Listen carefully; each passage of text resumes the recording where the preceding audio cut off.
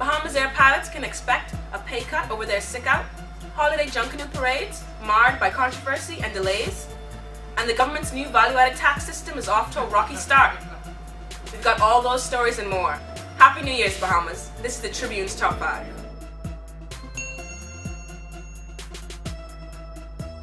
The two-day sick-out stage for Bahamas Air pilots continued to make headlines this week as its chairman, Valentine Grimes, confirmed that the pilots that participated in the demonstrations will not be paid.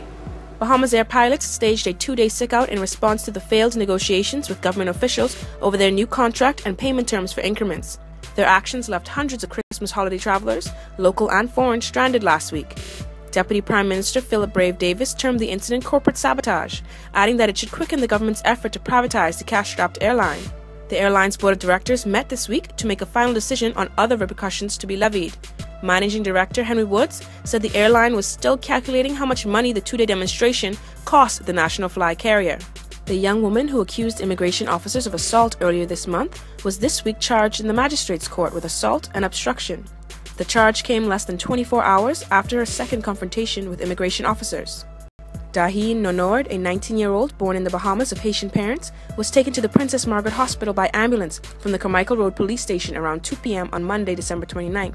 It was alleged that she had been taken following an incident involving a group of immigration officers in the street.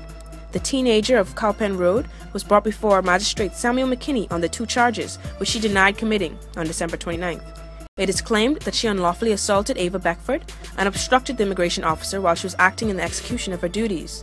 She was granted bail for $3,500 and is expected to stand trial on February 2, 2015. Ms. Nonord's lawyer, Fred Smith, a QC and executive member of the Grand Bahama Human Rights Association, confirmed that Ms. Nonord intends to file legal action against the department over both incidents. Despite calls from several former cabinet ministers for an official probe, the government has yet to decide whether or not it will launch an official investigation into reports that an official received more than $300,000 in bribes to secure a contract for the Bahamas Electricity Corporation. Deputy Prime Minister Philip Brave Davis told the Tribune this week that he does not know if the government will establish a non-partisan commission to investigate bribery claims over the purchase of a diesel generator from French energy company Alstom. The bribery claims were unearthed in a $720 million plea deal between Alstom and the U.S. Justice Department.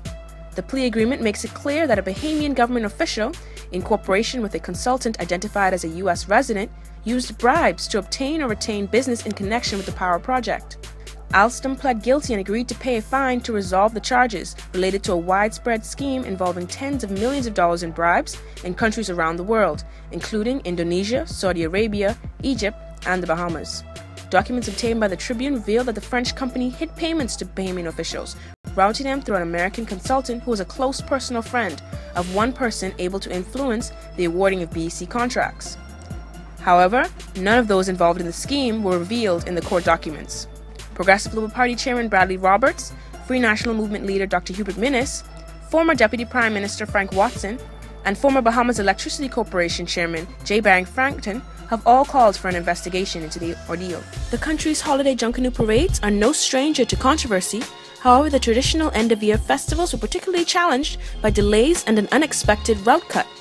Prime Minister Perry Christie said he was very disappointed at the lack of organization of the junk canoe Boxing Day parade, and added that something needed to be done to make the parade less boring. Mr. Christie told the Tribune that the parade needs to be reviewed and organized. His comments coming after a Boxing Day parade that was marred by delays, prompting officials to pledge to seek ways of improving the pace of the parade in the future. There was also a mix-up over the Boxing Day results, as officials initially declared the Saxons as the winner, only to overturn the results hours later and declare one family as the Boxing Day champions. His statements also came after junk canoe group leaders criticized the Junk Canoe Corporation of New Providence for altering the number of laps A groups would make in the New Year's Day lineup in a bid to shorten the parade.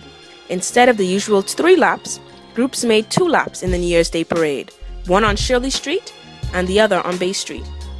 The Valley Boys Junk Canoe Group was named the unofficial winner of the 2015 New Year's Day parade, rebounding from their disappointing 4th place finish in the 2014 Boxing Day parade. One family junk canoe group took 2nd place, the Roots 3rd, and 4th of the Shell Saxon Superstars. The government's new value-added tax system was implemented on January 1st this week. However, the initiative did not come without much controversy.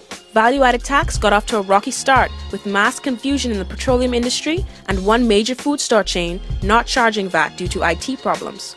Rupert Roberts, SuperValue's owner and president, told the Tribune that none of his stores levied VAT on the implementation day after technical problems resulted in the day's first consumers being charged 10% and not the legal 7.5%.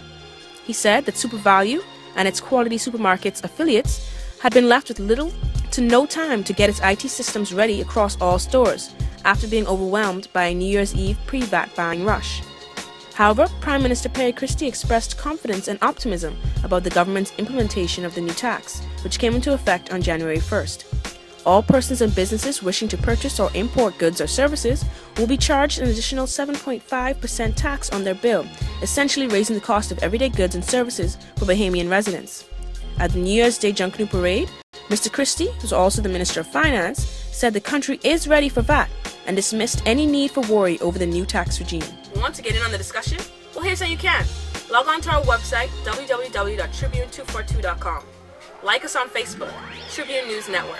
Subscribe to our YouTube channel, Tribune242, or send us a tweet at Tribune242. And that's it for now. Thank you for watching. Happy New Year's.